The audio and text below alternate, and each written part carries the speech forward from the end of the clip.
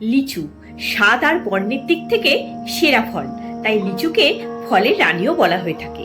জানা যায় প্রায় 2000 বছর আগে দক্ষিণ চীনের নর্দার্ন মাউন্টেনের বনাঞ্চলে প্রথম লিচু দেখতে পাওয়া যায়। তারপর নদী ও মাইগ্রেটারি পাখিদের মাধ্যমে তা দক্ষিণ পূর্ব এশিয়ায় ছড়িয়ে পড়ে। 1800 শতাব্দীতে বার্মা, অধুনা মায়ানমার থেকে লিচু ভারতে আসে। বিহারের মুজাফফরপুরের লিচু স্বাদ ও গন্ধের জন্য পৃথিবী বিখ্যাত। ফলের বাজারে লিচুর কিন্তু একটা হাই পজিশন আছে।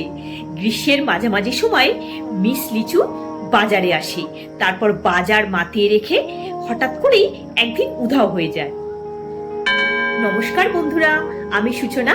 আমার চ্যানেল সূচনার দিনলিপি ও রান্নাঘরে আপনাদের সকলকে স্বাগত জানাই, যেখানে দেশ বিদেশের নানা রকম রান্না ও বেড়ানো সংক্রান্ত তথ্য আপনারা জানতে পারবেন। লিচুগুলো ভালো করে ধুয়ে জল ঝরিয়ে রাখা আছে। কড়াতে দিয়ে দিলাম 500 ml দুধ। গ্যাসের ফ্লেমটা অন করে দুধটা গরম হতে দিলাম। বাড়িতে ভালো লিচু রয়েছে, তাই ভাবলাম লিচু দিয়ে পায়েস তৈরি করি। আমার তো লিচু দেখলেই টপাটপ খেতে ইচ্ছা করে। ছোট সাইজের যে সাদা স্লাইস ব্রেড গুলো হয় সেটা 5 পিস নিয়ে নিয়েছি। ধারগুলো একটু ট্রিম করে নেব। এই লিচুর পায়েস খুবই টেস্টি, ঠান্ডা ঠান্ডা খেতে বেশ লাগে। একটা মিক্সিং জারে ব্রেড স্লাইস গুলো টুকরো করে নিচ্ছি। এটাকে ক্রাম্প করে নেব। এইরকম দানা দানা মতো ব্রেড ক্রাম্প তৈরি করে নিয়েছি। 3 টেবিল চামচ দুধ একটা বোলে তুলে রাখলাম। একটু বয়েল আসা পর্যন্ত অপেক্ষা করব। দিয়ে দিলাম 2 টেবিল চামচ গুঁড়ো দুধ। ভালো করে মিশিয়ে নিলাম। দুধটা বয়েল এসে গেছে। ধার থেকে মালাইগুলো স্ক্রেপ করে দুধের মধ্যে মিশিয়ে দিচ্ছি। একটা হুইস্কার দিয়ে আবারও একটু মিক্স করে নিচ্ছি, যাতে গুঁড়ো দুধের কোনো লাম্প না থাকে। 4 টেবিল চামচ চিনি দিয়ে দিলাম। মিষ্টিটা আপনারা স্বাদ মতো দেবেন। 3 টেবিল চামচ যে ব্রেড ক্রাম্প করেছি সেটাও দিয়ে দিলাম। এই ব্রেড ক্রাম্পটা দুধে দেওয়ার জন্য একটা রাবড়ির মতো স্বাদ আসবে। দুধটা বেশ খানিকটা ঘন হয়ে গেছে। স্প্যাচুলাটা কোট হয়ে যাচ্ছে। গ্যাসের ফ্লেমটা বন্ধ করে দিলাম।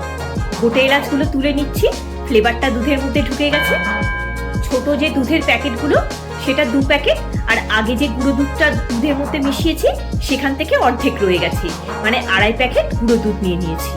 এর মধ্যে 3 টেবিল চামচ ব্রেড ক্রাম্প মিশিয়ে দিলাম।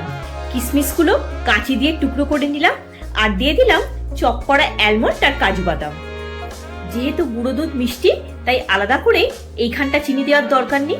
এবার ভালো করে মিক্স করে নিচ্ছি। দুধটা যে রেখে দিয়েছিলাম, এবার ওটা দিয়ে একটা ডো বা পুর তৈরি করে নেব। গুঁড়ো দুধের মিশ্রণটা একটা ডোয়ের ফর্মে চলে এসেছে, একটা বাইন্ডও এসে গেছে। এবার লিচুটা রেডি করে নেব। লিচুর খোসাটা প্রথমে ছাড়িয়ে নিয়ে একটা সরু ছুরি নিয়েছি। ছোট চামচের পেছন দিয়েও করতে পারেন। ছুরিটা দিয়ে বোটার দিকে আস্তে আস্তে করে ধারগুলো ছাড়িয়ে নিতে হবে। যেই পাশগুলো লুজ হয়ে যাবে দানাটা সহজেই বেরিয়ে আসবে। দেখুন দানাটা বেরিয়ে এসেছে, আর ভেতরটা একটা শেলের মতো হয়ে গেছে। এর মধ্যে গুঁড়ো দুধের পুরটা ভরে দেব। আরো একটা দেখিয়ে দিচ্ছি। লিচুগুলো যদি একটু বড় আর শাঁসালো হয়, যেমন এই লিচুগুলো, তাহলে খেতে আরো বেশি ভালো হয়। এই অভিনব ডেজার্ট খুব সহজেই বাড়িতে বানিয়ে নিতে পারে। ধারগুলো আলগা করে দিলেই দানাটা সহজেই বেরিয়ে আসবে। সেক্ষেত্রে লিচুটা গোটাই রাখা যাবে, টুকরো করে দানা বার করতে হবে না। সবকটা লিচু থেকেই দানাগুলো রিমুভ করে দিয়েছি। এবার ওই পুর থেকে কিছুটা করে পোর্শন নিয়ে লিচুর শেলের মধ্যে ভরে দেব। এইভাবে সবকটা লিচুর মধ্যেই পুর ভরে দিলাম। প্রথমে যে দুধের মিশ্রণটা রেডি করে রেখেছিলাম, তাতে বাদাম কুচি আর 1/2 চা চামচ গোলাপ জল দিয়ে আরো একবার ভালো করে বয়েল করে নিলাম। এবার অ্যাসেম্বল করে নেব। একটা কাঁচের পাত্রে প্রথমে একটু দুধের মিশ্রণ দিয়ে দিলাম, তারপর লিচুগুলো পরপর সাজিয়ে দিলাম। এবার ওপর থেকে গরম দুধের মিশ্রণটা ঢেলে দিলাম। এই গরম দুধ লিচুর মধ্যে অ্যাবজর্ব করে যাবে। ওপর থেকে বাদাম কুচি আর কিশমিশ দিয়ে দিলাম। একটু চেরি দিয়ে গার্নিশ করে দিলাম।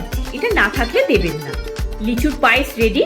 একটু ফ্রিজে ঠান্ডা করার জন্য রেখে দিয়েছিলাম। এবার সার্ভ করে দেবো।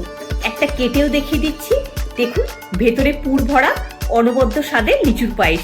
খেলে মুখে লেগে থাকবে। তাহলে বন্ধুরা, সামনে আসছে রথযাত্রা। প্রভু জগন্নাথ দেবের ভোগেও রাখতে পারেন লিচুর পায়েস। ভিডিওটা যদি ভালো লেগে থাকে একটা লাইক দিয়ে চ্যানেলটা সাবস্ক্রাইব করে পাশে থাকার অনুরোধ রইল। সবাই খুব ভালো থাকবেন, সুস্থ থাকবেন। দেখা হচ্ছে পরের একটি পর্বে। ধন্যবাদ।